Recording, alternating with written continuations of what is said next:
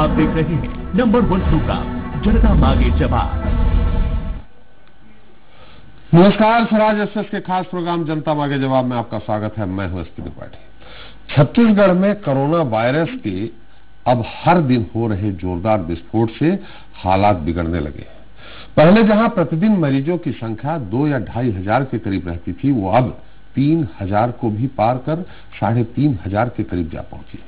साथ ही बड़ी संख्या में मरीजों की मौत भी हो रही है, जो भूपेश सरकार के लिए चिंता का सबब बनी हुई है।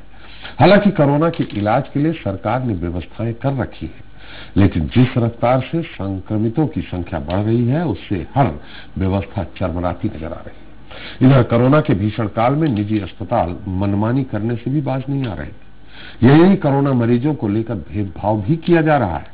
जो पैसे वाले हैं उनके लिए हॉस्पिटल में बेड है, लेकिन गरीब के लिए कोई जगह नहीं। वही सरकारी अस्पताल पहले ही मरीजों से खचाखच भरे हैं। ऐसे में बड़ा सवाल यही है कि आखिर गरीब आदमी इलाज के लिए कहां जाए।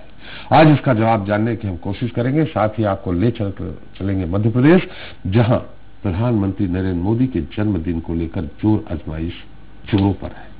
दरअसल जोर आजमाइश जनता के दिल में जगह बनाने की है। जहां देश के तमाम हिस्सों में बीजेपी सेवा सप्ताह मना रही है, तो मध्य प्रदेश में शिवराज सरकार ने इसे गरीब कल्याण सप्ताह नाम दिया है। इसके तहत 16 सितंबर से लेकर 23 सितंबर तक लगातार जन कल्याण कार्यक्रम होंगे। हालांकि कांग्रेस को बीजेपी का सेवा या कहीं गरीब कल्याण सप्ताह पसंद नहीं आ रहा, लिहाजा इसके विरोध में कांग्रेस युवाओं की नब्ज को पकड़ते हुए पीएम मोदी के जन्मदिन को बेरोजगारी दिवस के रूप में मनाने जा रही है। लेकिन सवाल इस बात का है कि दोनों दलों की सियासी जोर आजमाइश में जनता का भी कुछ भला होगा, बेरोजगारों को रोजगार मिलेगा, या कहानी वही पुरानी। आज इस बड़े मुद्दे पर बात होगी, लेकिन पहले रुख करते हैं छत्तीसगढ़ की ओर, जहां महामारी में मनमानी चल रही है।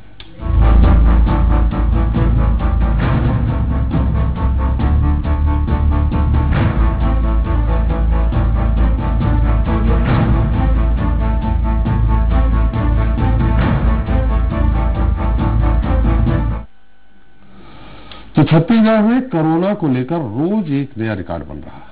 अब प्रतिदिन मरीजों का औसत संख्या 3,000 के पार चली गई है। आज की तारीख में राज्य के अंदर करीब 70,000 कोरोना केस है। अगर कोरोना की रफ्तार इसी तरह रही तो सितंबर के अंत तक प्रदेश में कोरोना के कुल केस 1 लाख के पार हो जाएंगे। ऐसे में स्वास्थ्य व्यवस्थाओं को लेकर सरकार के सामने बड़ी चुनौती है। कोरोना के शुरुआती दौर में सिर्फ सरकारी अस्पतालों में मरीजों का इलाज हो रहा था, लेकिन जैसे ही संक्रमितों की संख्या बढ़ी तो कोरोना के खिलाफ जंग में निजी अस्पताल भी शामिल हो गए। लेकिन इसके बाद शिकायतों की भी झड़ी लग गई। इससे सबसे ज्यादा शिकायतें निजी अस्पतालों में मरीजों से मनमाने पैसे वसूलने की हो रही है। ऐसे में सवाल है कि जब सरकार की निजी अस्पतालों को लेकर सख्त गाइडलाइन है, तो फिर मनमानी क्यों? क्या इस पर लगाम लग पाएगी? चलिए इसे लेकर चर्चा शुरू करें। उसके पहले देख लेते हैं एक छोटी सी रिपोर्ट।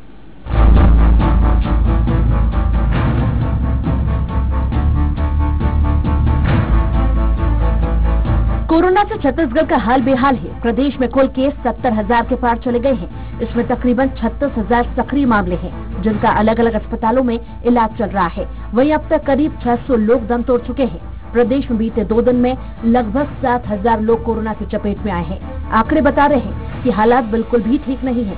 ऐसे में निजी अस्पताल सरकार की गाइडलाइन के बावजूद मनमानी करने से बाज नहीं आ रहे।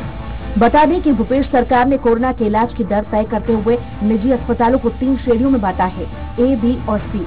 इसमें ए श्रेणी में रायपुर, दुर्ग, राजनांदगांव, बिलासपुर, कोरबा और रायगढ़ जिले के अस्पतालों को रखा गया है, जबकि बी श्रेणी में सरगुजा, महासमुंद, धमतरी, कांकेर, जांजगीर चांपा, बलौदाबाजार, भाटापारा, कबीरधाम और बस्तर जिले के अस्पतालों को रखा गया है। बाकी जिलों के अस्पताल सी श्रेणी में शामिल हैं।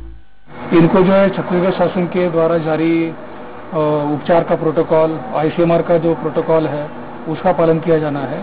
डिस्चार्ज का प्रोटोकॉल भी उसी तरह से पालन किया जाना है। सभी समय पर जितने भी नए निर्देश यदि जो भी जारी होते हैं उपचार के संबंधित, उसका सभी का पालन इनको किया जाना है। कांग्रेस चिकित्सा प्रकोष्ठ के अध्यक्ष डॉक्टर राकेश गुप्ता ने बताया कि प्रदेश में मेकाहारा के अलावा कुल 29 कोविड अस्पताल और 186 कोविड केयर सेंटर हैं, जबकि 14 पेड आइसोलेशन सेंटर भी कोविड मरीजों की देखभाल कर रहे हैं। वहीं राज्य के सभी जिला अस्पतालों और 38 निजी अस्पतालों में कोरोना मरीजों का इलाज चल रहा है। देखिए 186 कोविड केयर सेंटर पूरे प्रदेश में बनाए गए हैं। 38 निजी अस्पतालों को मान्यता दी गई है। 6 मेडिकल कॉलेज और सभी जिला अस्पतालों में कोविड के मरीज भर्ती करने के लिए ज्यादातर बेड आरक्षित कर दिए गए हैं। इसमें केवल रायपुर में 600 के आसपास ऑक्सीजन बेड हैं। इसकी संख्या बढ़ाए जाने की जरूरत है। छत्तीसगढ़ में अभी जिस तरह के हालात हैं, उसे देखकर लग रहा है कि जल्द ही सरकार को और व्यवस्थाएं करनी होंगी। फिलहाल सबसे बड़ी चुनौती अस्पतालों में बेड बढ़ाने की है। वहीं कोरोना के कहर के बीच फिलहाल सबसे ज्यादा कोई परेशान है तो वो है गरीब, जो सरकारी अस्पतालों में सुविधाओं की कमी, जबकि निजी अस्पतालों की मनमानी के चलते इलाज नहीं करा पा रहे। खैर, देखते हैं प्राइवेट हॉस्पिटल्स की मनमानी पर लगाम लगाने के साथ ही भूपेश सरकार कोरोना पर काबू पाने की चुनौती से कैसे निपटती है। स्वराज एक्सप्रेस के लिए रायपुर से सत्या राजपूत की रिपोर्ट।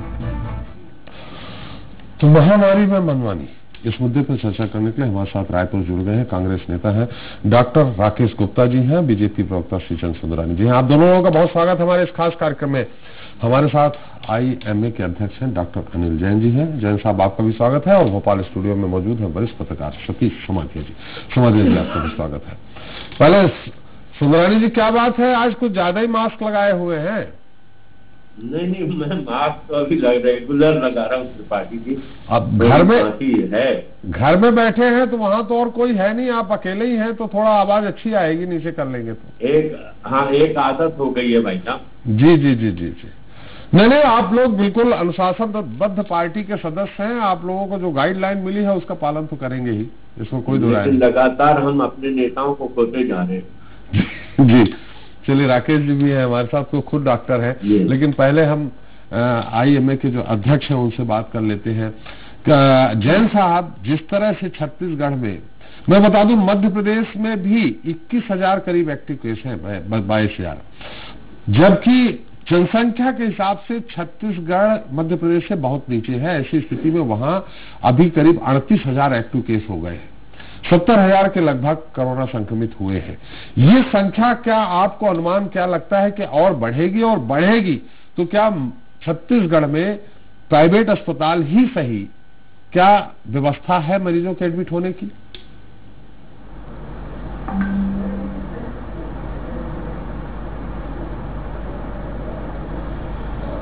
जैन साहब, मेरी आवाज आ रही है आपको?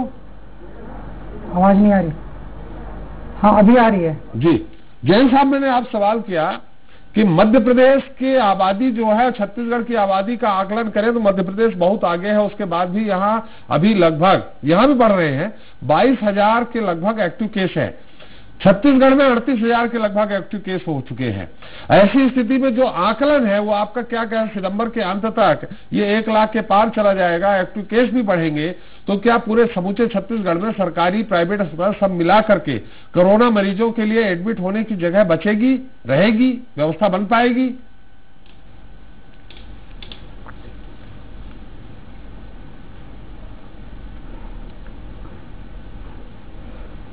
देखिए, अभी जिस रफ्तार से कोरोना केसेस की संख्या छत्तीसगढ़ में बढ़ रही है जी, उसे देखते हुए तो लगता है कि लाख तो क्या, कई लाख तक टोटल केसेस पहुंच जाने की संभावना है जी। जहां तक सवाल है कंपैरिजन का मध्य प्रदेश से, हम मध्य प्रदेश से एक्टिव केसेस के मामले में काफी आगे हो गए हैं जी। पहले जो मध्य प्रदेश काफी ज्यादा कोरोना संक्रमित था, अभी वहां पर थोड़ा कोरोना को संक्रमण को संतुलित कर लिया गया है, लेकिन छत्तीसगढ़ में अभी भी आंकड़े लगातार बढ़ते जा रहे हैं। और जिस दर से ये बढ़ रहे हैं उसे देख के तो लगता है कि अब प्राइवेट हॉस्पिटल्स में हो चाहे सरकारी अस्पताल में हो, बेड्स की संख्या तो बहुत कम पड़ने वाली है जी। इसलिए जरूरी है कि अभी से ही जी इसका यह अनुमान लगा लेना चाहिए और ऑक्सीजन बेड्स का, स्पेशली ऑक्सीजन बेड्स का इंतजाम कर लेना चाहिए, उसकी संख्या बढ़ाई जानी चाहिए जी, गवर्नमेंट में भी और प्राइवेट में भी। जी जी जी जी। आपका जो भी कहना था आपको पूरा हो गया क्या?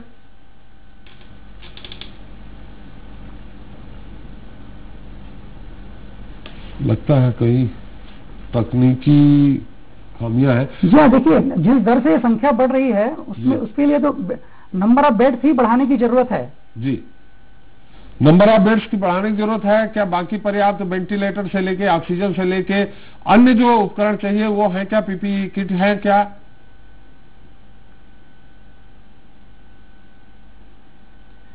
चूंकि नंबर ऑफ बेड्स बढ़ाए जाएंगे तो उसके साथ में जो जरूरी संसाधन है उनको तो बढ़ाना जरूरी ही रहेगा जी।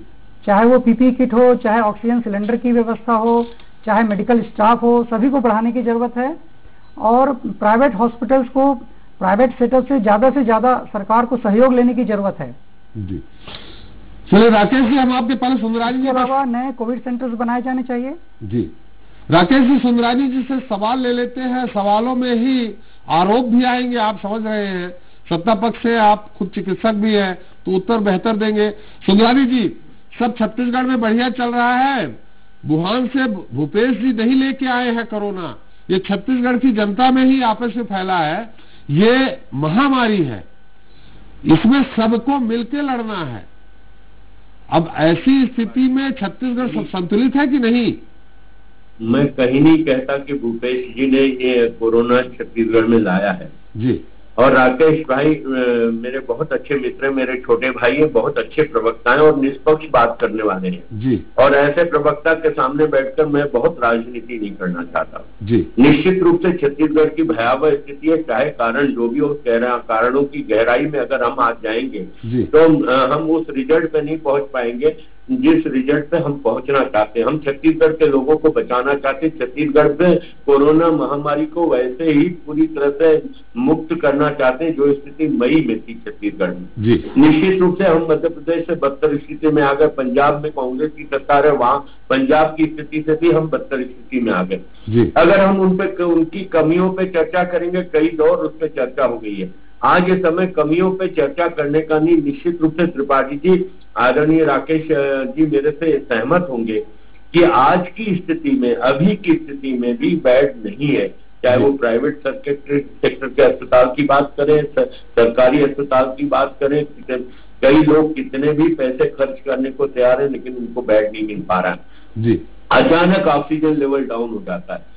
मैं त्रिपाठी जी, मैं आपको बताऊं, इस सप्ताह में मैंने 2 ऐसे मित्र खोए जिनकी उम्र 45 के आसपास, 45-47 साल के आसपास, जो जीवन के हमारे अंग रहे हैं। मतलब मैं 1 हफ्ते के अंदर 2 ऐसे मित्रों को प्रत्यक्ष रूप से और कई ऐसे भी भागते हुए जिनकी अगर मैं कल्पना करूंगा तो 10, 12, 15 साथी मेरे ऐसे बिछड़ गए हैं जिनकी मैं यहाँ पे चर्चा करना नहीं चाहता। बहुत कठिन दौर से हम गुजर रहे हैं, बहुत कठिन दौर को अभी हम देख रहे हैं। लेकिन अगर ये स्थिति निश्चित रूप से और बढ़ी, जैसा कि संभावना WHO पिछले 3 महीने से कह रहे थे, स्वास्थ्य मंत्री जी लगातार इस बात को कहते आ रहे थे कि छत्तीसगढ़ की स्थिति में और बदतर होगी, लोग बड़ी संख्या में मिलेंगे, 60,000, 65,000 की बात आज से 3 महीना पहले स्वास्थ्य मंत्री कह रहे थे। लेकिन ऐसी स्थिति में क्यों नहीं व्यवस्थाएं की गई, क्यों नहीं वो बेड उपलब्ध कराए गए? कम से कम अब मैं निवेदन करूंगा सरकार से, मैं निवेदन शब्द का उपयोग कर रहा हूं कि लोगों को बचा लें। जिस समय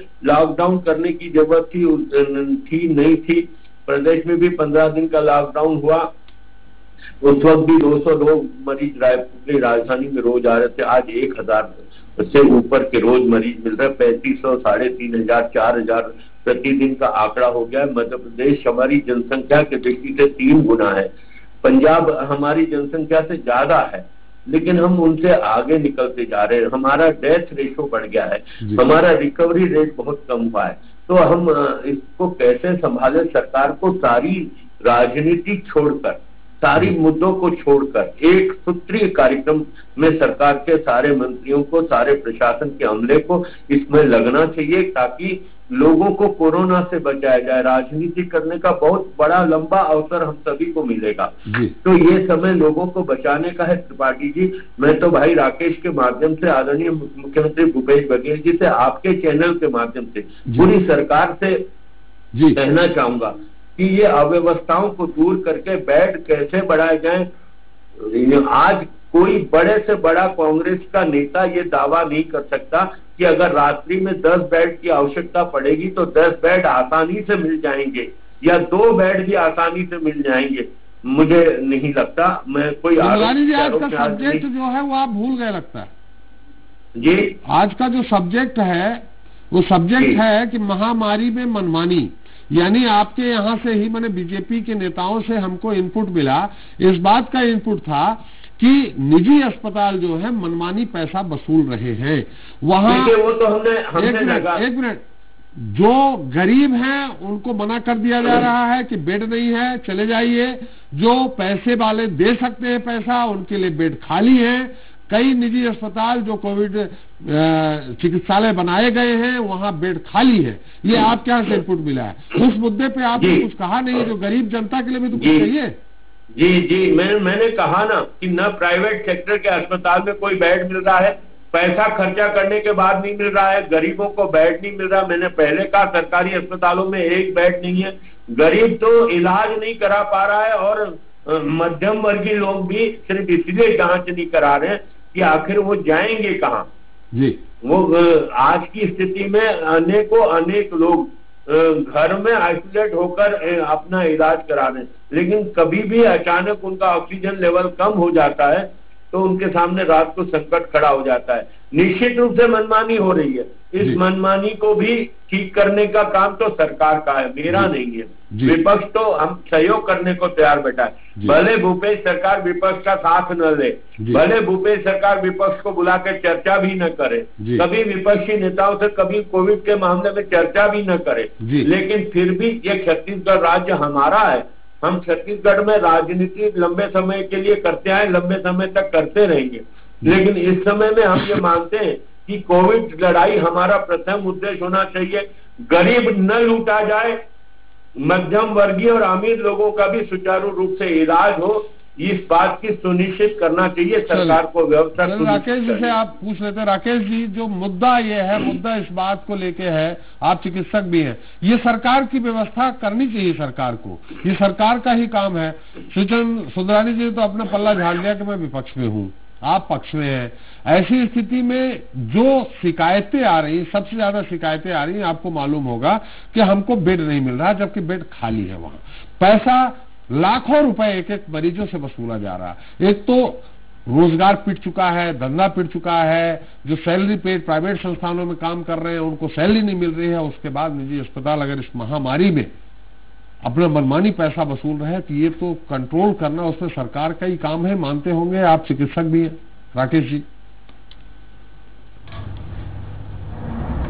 त्रिपाठी जी, सबसे पहले तो मैं ये बात रेखांकित करके कहना चाहूंगा कि छत्तीसगढ़ सरकार ही एक ऐसी सरकार है पूरे देश में जिसने प्राइवेट चिकित्सालयों में रेट तय किए श्रेणीवार। मध्य प्रदेश में भी तय हुआ है राकेश जी, मध्य प्रदेश भी तय है, मध्य प्रदेश में भी तय, ये बाद में तय हुए हैं। मध्य प्रदेश सरकार ने तो अपना पूरा पैसा खर्चा कर दिया प्राइवेट मेडिकल कॉलेज में, ऐसा बिरला उदाहरण देखने में आता है। तो ये आप भी कर रहे हैं, पूरा सरकारी पैसा एक मेडिकल कॉलेज में जो डूब रहा था वहां लगा दिया। कैसी बात कर रहे हैं मध्य प्रदेश सरकार के नाम पे ही लगाया ना, पेशेंटों के नाम पे ही लगाया ना। देखिए जो नहीं देखिए, प्रजातंत्र में लोक कल्याणकारी सरकार उसको कहते हैं जो अपने सरकारी क्षेत्र के अस्पतालों को संरक्षित करे और पोषित करे। किसी भी प्रजातांत्रिक प्रणाली में निजी अस्पतालों को पोषित करने की परंपरा भारतीय जनता पार्टी की है, कांग्रेस की नहीं है। कांग्रेस की सरकार एक लोक कल्याणकारी सरकार है, जनता का एक एक पैसा सरकारी अस्पतालों में लगता है, किसी प्राइवेट अस्पताल में नहीं जाता। दूसरी बात मैं कहना चाहता हूँ कि एक मिनट राकेश जी, यहाँ अच्छे से अच्छा जो पैसे वाला है वो भी किराए अस्पताल जाना चाहता है, इसलिए कि सरकारी अस्पताल में किसी तरह कोई व्यवस्था ही नहीं है, कोई पूछने नहीं आता है, नाश्ता नहीं मिलता है, खाना नहीं मिलता है, इसलिए वहां जाना चाहते हैं। देखिए, आप एम्स को सरकारी अस्पताल मानते हैं कि नहीं मानते हैं? मेडिकल कॉलेज रायपुर को आप सरकारी अस्पताल मानते हैं कि नहीं मानते हैं? मानता हूं। ये तो बड़ी सीधी सी बात है। देखिए, उन अस्पतालों में बिस्तर नहीं है जी। वहां पर पूरी भरसक कोशिश पूरा स्टाफ कर रहा है कि जितने भी मरीज आए, चाहे एक्स्ट्रा बिस्तर लगाना पड़े, एक्स्ट्रा पलंग लगाना पड़े, वहां मरीज का इलाज हो रहा है। बहुत तन्मयता से, बहुत कर्तव्यनिष्ठा से सरकारी अस्पतालों में इलाज हो रहा है। और बात मैं बहुत जोर के दे के कहना चाहता हूं कि मेडिकल कॉलेज रायपुर मेरा पेरेंट इंस्टीट्यूशन है, वहां किसी प्रकार की सेवा में कमी नहीं है। देखिए, अचानक मरीज बढ़ जाएंगे और बेड स्ट्रेंथ रातों रात नहीं बढ़ाई जा सकती। लेकिन यह बात भी सच है कि छत्तीसगढ़ में 70% प्राइवेट अस्पताल निजी क्षेत्रों में, शहरी क्षेत्रों में, उनकी सेवाएं लेना अवश्यंभावी है और अपरिहार्य है। मुझे लगता है कि उनकी सेवाएं 38 अस्पतालों की ली गई हैं, उनके ऊपर कैपिंग जरूरी है। ये बात बिल्कुल सही है, ताकि एक पारदर्शिता रेट्स में बनी रहे। आज छत्तीसगढ़ सरकार ने सारे टेस्ट के रेट भी तय किए, जैसा राजस्थान सरकार ने की है। आने वाले दिनों में जो भी प्रणाली विकसित होगी, जो खामी दिखेगी, वो सरकार करेगी, इसमें भी कोई दो मत नहीं है। राज्य सरकार के अधिकारी, मंत्री और सभी राज्य सरकार के अफसरान इस पे नजर लगाए हुए हैं, और किसी प्रकार की शिकायत आने में यदि वो सच पाई जाएगी तो निजी अस्पतालों के खिलाफ कार्रवाई शिकायत नहीं, इसकी चेतावनी दर्जनों शिकायतें आ चुकी है। किसी तरह की शिकायत नहीं, दर्जनों शिकायतें आ रही है। दर्जनों नहीं साहब, सैकड़ों की संख्या में शिकायतें। देखिए जो शिकायत जी देखिए शिकायतें आएंगी तो उसकी जांच भी होगी और कार्रवाई भी होगी। ये मैं ऑन रिकॉर्ड कहना चाहता हूं। मैं हॉस्पिटल बोर्ड का अध्यक्ष होने के नाते ये जिम्मेदारी के साथ कहना चाहता हूं कि यदि किसी मरीज की शिकायत सत्य पाई गई तो सरकार की तरफ से कार्रवाई के लिए निजी अस्पताल तैयार रहें। बहुत पारदर्शिता के साथ, बहुत कर्तव्य निष्ठा के साथ मरीजों की सेवा करनी है। और राज्य सरकार ने बहुत साहसिक कदम उठाया है कि ज्यादा से ज्यादा अस्पतालों ने, जिन्होंने भी निवेदन किया कि हम कोविड मरीज का इलाज करना चाहते हैं, उनको मैं ये जानना चाह रहा हूँ, संबद्धता दी गई। पर डे अलग अलग अस्पतालों में थोड़ा वैरायटी होगी। पर डे कितना पैसे वसूल है पर डे एक मरीज से निजी अस्पताल? देखिए मेरे सामने ऐसे बिल्स आए नहीं हैं, लेकिन रेट का निर्धारण बहुत पारदर्शी तरीके से तो रेट का ही बता दीजिए। एक बात मैं बहुत जिम्मेदारी के साथ कहना चाहता हूँ, रेट ही बता दीजिए।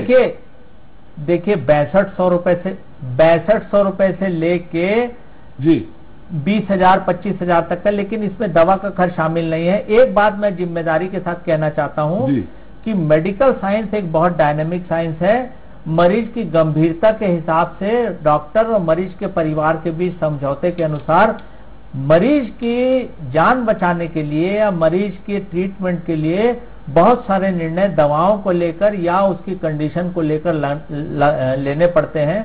मरीज में पहले से कौन सी बीमारी है, ब्लड प्रेशर, डायबिटीज या किसी प्रकार की प्रतिरोधक क्षमता की कमी है, और मरीज कितनी गंभीर अवस्था में पहुंचा है, ये भी बहुत जरूरी है ये निर्णय लेने के लिए। तो खर्च में ऊंच नीच हो सकती है, लेकिन मरीज के परिवार का विश्वास यदि डॉक्टर और अस्पताल के ऊपर है तो मुझे लगता है कि संवादहीनता की आप सलाह देने लगे, कुशल चिकित्सक के रूप में आप अपनी बात कहने लगे। आप एक पार्टी जो सत्ता पक्ष में उसकी तरफ से नहीं कह रहे आप, हम ये पूछ रहे हैं कि 6500 आपने बताया, हम सबसे कम रेट वाली की बात कर रहे हैं। मैं इसका दूसरा नहीं, एक गरीब आदमी कैसे इलाज कराएगा जब सरकारी अस्पताल बंद है, सरकारी अस्पताल फुल है?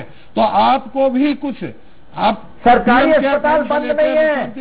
देखिए सरकार, देखिए सबसे ज्यादा दिक्कत हम लोगों को इस चीज में आ रही है कि जो पेरीफेरी या सुदूर जिलों के मरीज हैं वो किसी न किसी प्रकार की अवसाद की स्थिति में रायपुर आ रहे हैं। मुझे लगता है कि उन अस्पतालों को फिर से अपने रेफरल सिस्टम को सुधारना होगा जहां से मरीज आ रहे हैं, चाहे प्राइवेट अस्पताल हो चाहे जिला अस्पताल हो। ये सुधरवाने की जिम्मेदारी साहब आपकी है। मरीजों की संख्या का दबाव रायपुर सुधरवाने की जिम्मेदारी आपकी है। जी हाँ, एक गरीब आदमी 70,000 80,000 10 दिन क्वारंटाइन रहेगा, 10 दिन जिम्मेदारी को स्वीकार करता हूँ। कहाँ से खर्च करेगा 70 से 80,000? देखिए 70-80 हजार में देखिए त्रिपाठी जी, सबसे ज्यादा दिक्कत यह है कि बिस्तरों की संख्या में ज्यादातर लोग वो हैं जो केवल किसी न किसी आशंका कुशंका के कारण अस्पतालों में भर्ती हुए हैं। उनका ऑक्सीजन लेवल स्थिर है, उनको बुखार नहीं है। होम आइसोलेशन और ऐसे मरीजों की संख्या जो लोग किसी आशंका के कारण भर्ती हैं कि हमारी तबीयत यदि खराब होगी तो हमको बिस्तर नहीं होगा, ऐसे 50% से मरीज भर्ती हैं। अभी ICMR की गाइडलाइन आई है। एक उच्च स्तरीय मीटिंग में माननीय मुख्यमंत्री जी ने कहा कि डॉक्टर्स यदि तय करेंगे कि किस मरीज को प्राथमिकता के स्तर पर बिस्तर की जरूरत है तो ऐसी स्थिति में बिस्तरों की संख्या बहुत अमूल्य है, उनको बचाया जा सकेगा। अगले 3-4 दिन में इस राकेश जी सीधी सा हमारा होम सवाल है आइसोलेशन जो है प्रदेश में, बड़ा सीधा सा सवाल है राकेश जी, आप सत्ता पक्ष से हैं, आपका मैं सम्मान करता हूं, आपसे मैं इस तरह सवाल करूं मुझे अच्छा भी नहीं लग रहा, क्योंकि आप एक चिकित्सक हैं इसलिए अच्छा नहीं लग रहा। नहीं, आप लेकिन सवाल करने के लिए, लेकिन आप सत्ता पक्ष से हैं, आप ये निजी सेंटर आज ये हो गए 6 महीने 5 महीने लगभग हो गए, और इन 5 महीनों में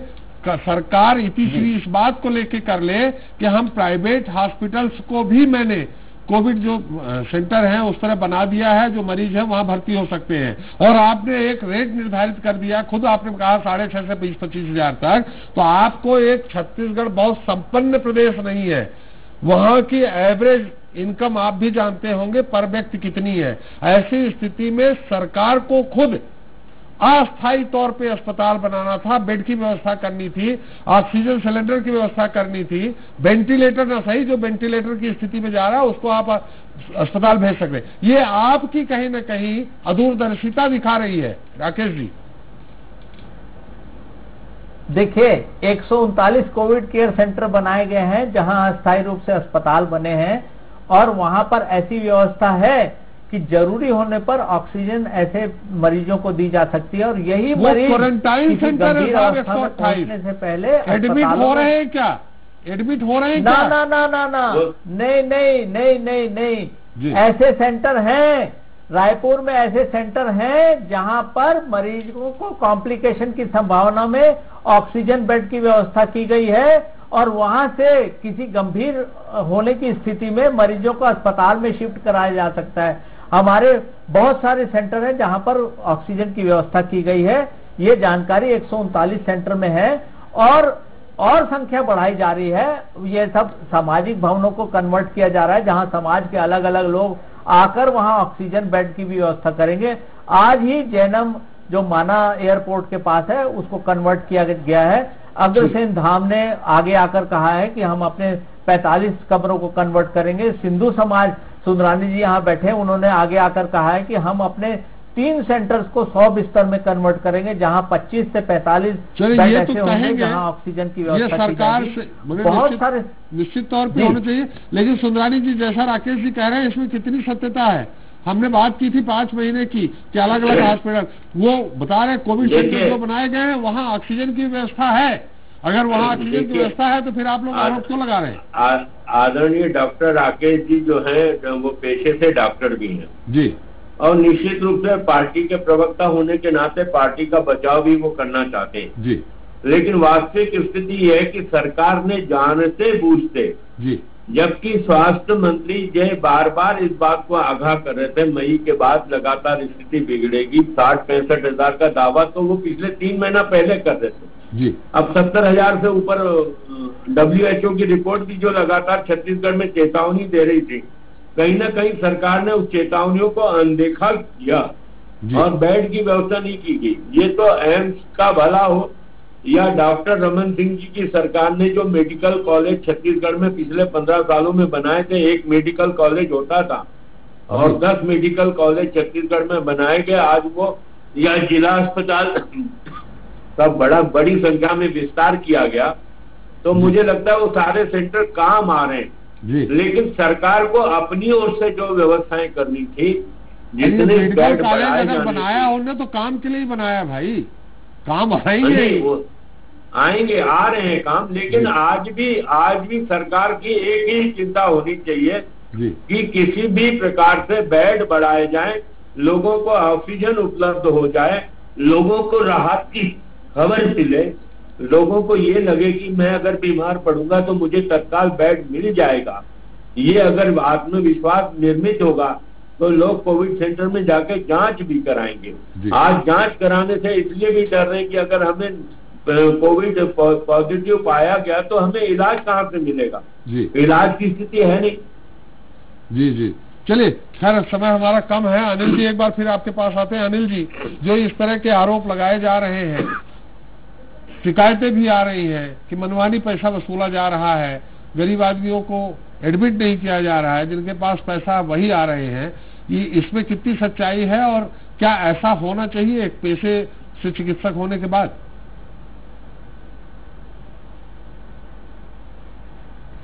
नहीं देखिए, जहां तक सवाल है पैसों का, सरकार ने ऑलरेडी इसमें कैपिंग कर दी है कि प्राइवेट हॉस्पिटल किस तरीके की इलाज के लिए कितना पैसा लेंगे, इसमें ऑलरेडी कैपिंग कर दी गई है जी।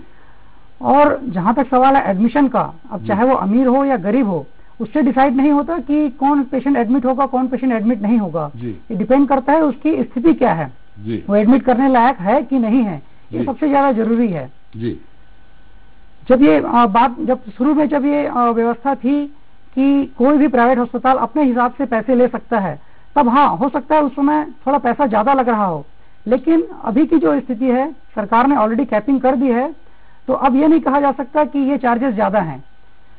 सवाल वही है अनिल जी, उस समय हमने ये भी कहा था, अंडर हैंड मामला चल रहा है, जो कैपिंग कर दी गई है उस कैपिंग के आधार पे नहीं चल रहा है, उनको मना कर दिया जा रहा है कि नहीं है बेड खाली, लेकिन जो उस कैपिंग से ज्यादा कैपेसिटी रखता है पैसे चुकाने का, उनको बोला जा रहा है कि हाँ आ जाइए बेड है।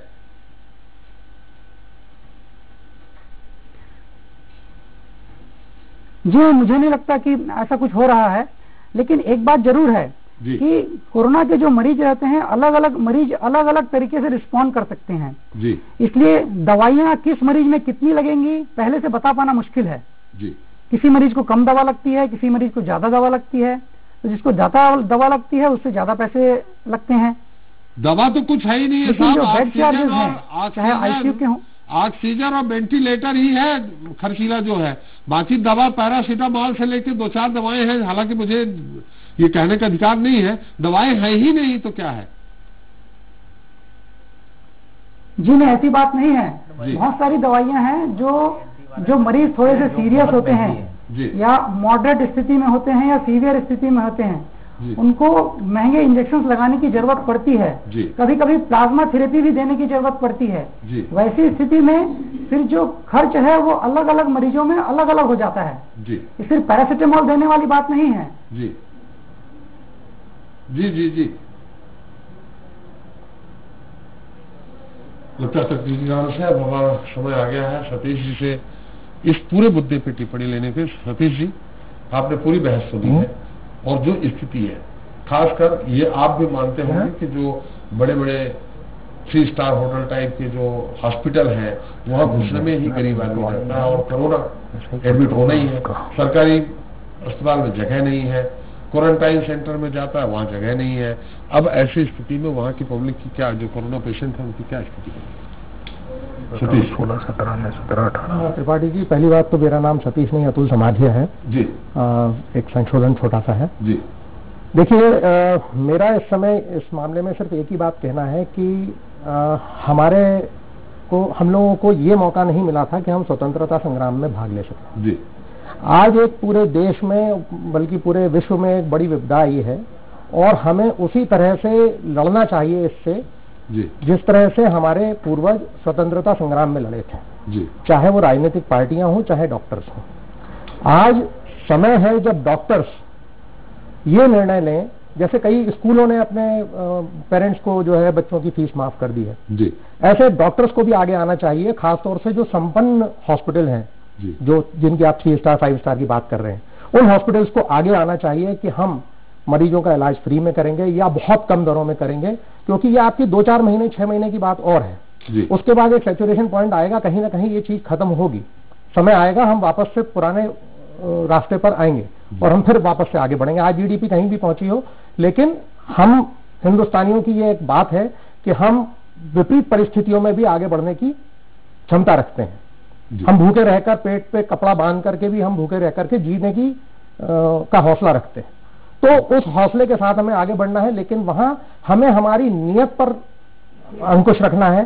खास तौर पर अगर कोई गलत काम कर रहा है, अवसर बना रहा है आपदा को, तो उसको अवसर नहीं बनाने दिया जाए पैसा कमाने का जी। इस पर रोक किसी भी तरह से लगना चाहिए और राजनीतिक पार्टियों को इस समय एक मौका है जब अपने अपने मंच पर हम हाथ से हाथ पकड़ करके और वो वी का एक सिंबल बना करके हम करते हैं, अपना जश्न मनाते हैं किसी सफलता के ऊपर। तो आज वो समय भी है कि जब हम इस कोरोना को मिल करके दोनों पार्टियां साथ में मिल करके लड़ें और जब कोरोना खत्म हो तो कांग्रेस और भाजपा मिल करके वो भी बनाएं और हम कोरोना को हराएं।